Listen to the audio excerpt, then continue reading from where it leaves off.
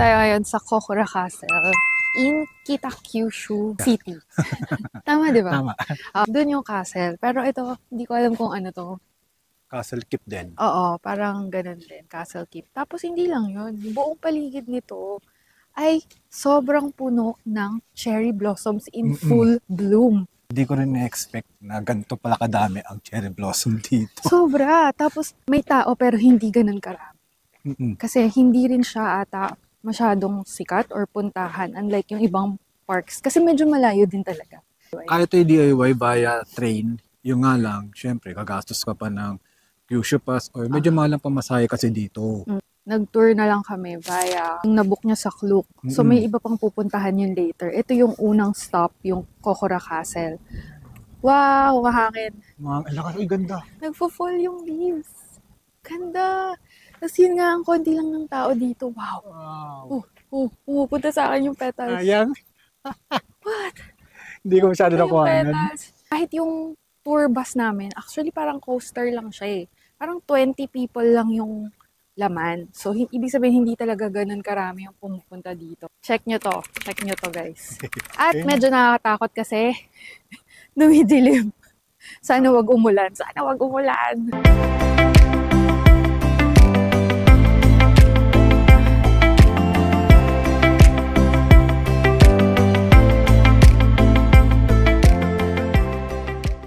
Medyo lumamig kasi nawala yung araw. Tas Mahangin. Oo, mahangin. Pero carry lang. Yes, kayang-kaya na. Kayang-kaya. Kaya na ng windbreaker. May t-shirt kami sa loob, tsaka isang long sleeves. Malaking tulong yung windbreaker kasi lalo na pag malakas yung hangin. Ibi-break niya ang wind. Ang galing. Ang corny ko. Hi! Ano tayo? Papagod na naman ako. Maghahanami na naman tayo. Sandwich from 7-Eleven. Totoo yung sinasabi nila na minsan uuwi ka ng may dalang kalat kasi hirap maghanap ng basurahan. Tsaka segregated yung mga basura nila dito. Oo, pag di ka sure, ibalik mo na lang sa hotel. Kasi usually sa hotel, sila na yung nagsasegregate. Wala silang tiwala. Una or egg. Uy, araw na. Tuna.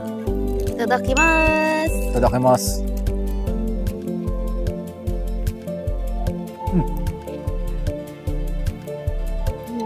Stop yun.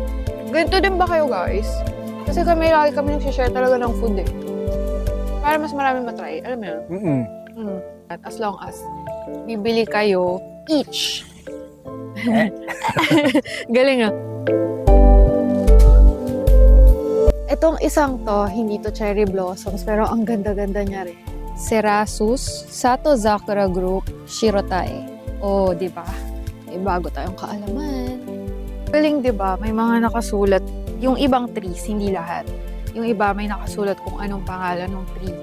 Magkaka-added information ka kung ano yung plant na yun, gano'n. So, galing ng mga ganong simple things here dito sa Japan. Kaya pabalik-balik kami. Ang daming magaganda talaga here. Hindi ko alam natin. So, andito na tayo ngayon sa second spot sa Mojiko Port. So, yan, sa likod ko yung dagat. Tsaka ito, nandito tayo ngayon sa port. Tapos alam nyo, ang dami dito mga red brick na establishment. Mamaya papakita ko sa inyo. Pero for now, antayin muna natin mag-open ito. Ayan na. Ayun na yan! Mojiko. So, in about 4 or 3 minutes, mag-open yung bridge na yan. Kaya nandito tayo sa spot na to.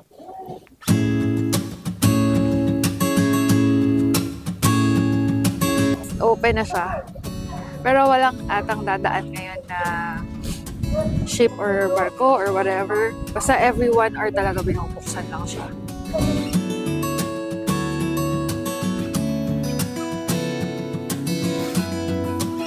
Pa na naman. Ayan. Doon tayo pumunta. Ay. Kakain tayo eh. Doon. Wait muna tayo dito. For the view. Okay, punta na tayo doon. View, gusto mo mag-picture dyan?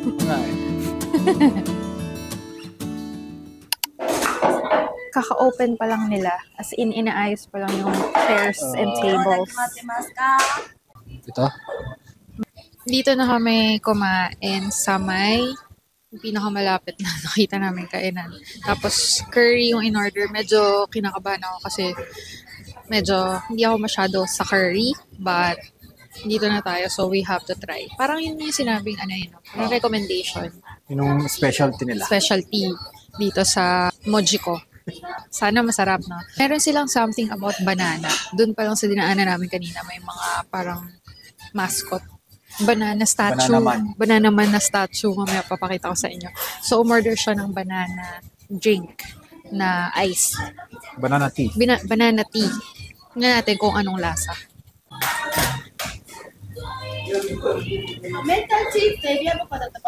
Lasang nilaga talaga siya. Tapos may side dish sila. Pwedeng kumuha ng boiled egg. Ikaw na magbabalaan. Baka hindi boiled to. Boiled yan. Okay. Pagbagat. Yolk. Ba't may tea ako? Baka di kami nagkaintindihan.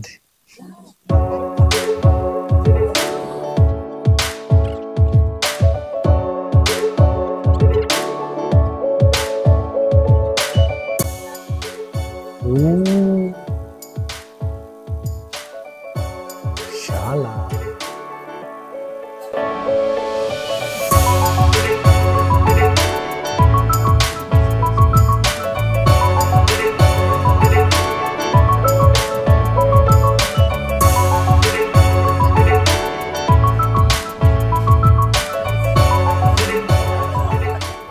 Grabe, ang lakas ng hangin doon.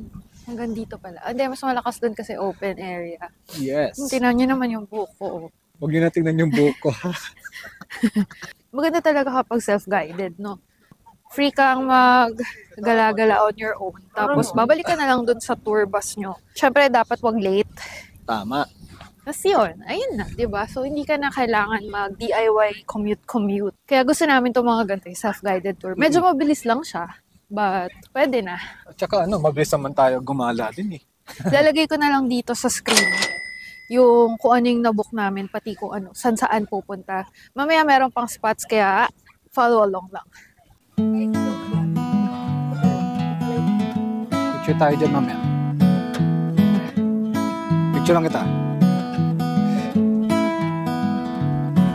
Nice. Lakad, bilis.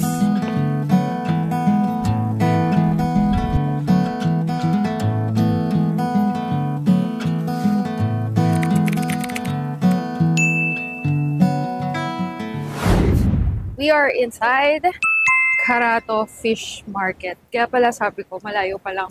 Parang may fish. Kaya pala, fish market. Dito daw madaming fresh seafood. Sushi, sashimi, ganon. Dito.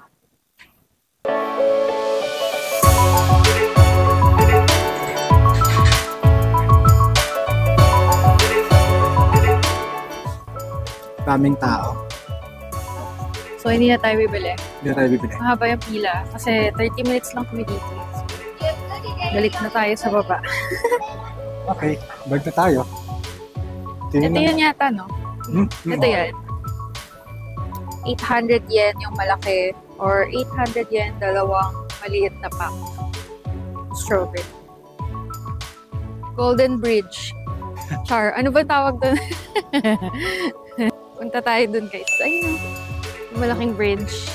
Kumuta ko yung tawag dyan eh.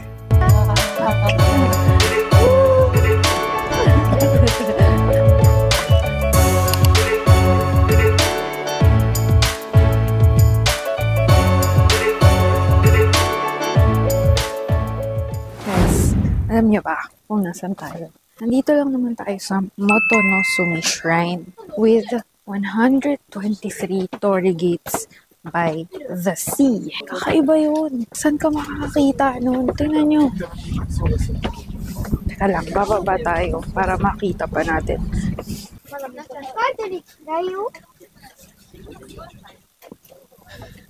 Siyempre, bright red for, para i-expel daw ang bad luck.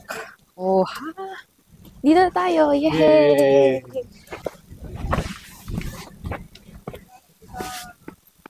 galing kami dun sa taas kanina. Konting steps lang, dito na agad. Tapos, ito na. By the sea na tayo. Tada!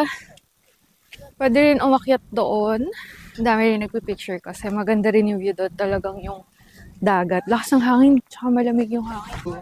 Anong masasabi mo sa lugar na to? Ikaw gumawa ng itinerary. Worth it, Sama ang lang. ganda.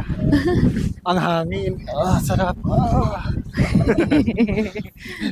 Akit tayo sa bato-batohan. Oo naman. Okay, let's go.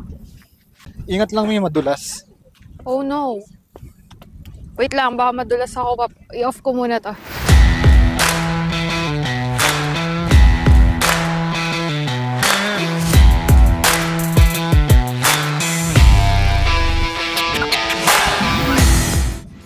Yan! Yan yung likod!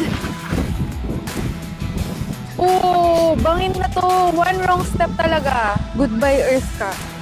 Yan, sabi ko sa'yo. Wow! Naalala mo ba yung mga bundok days na? Oo, ngayon parang kinakabahan na ako dati hindi. Bangin, guys.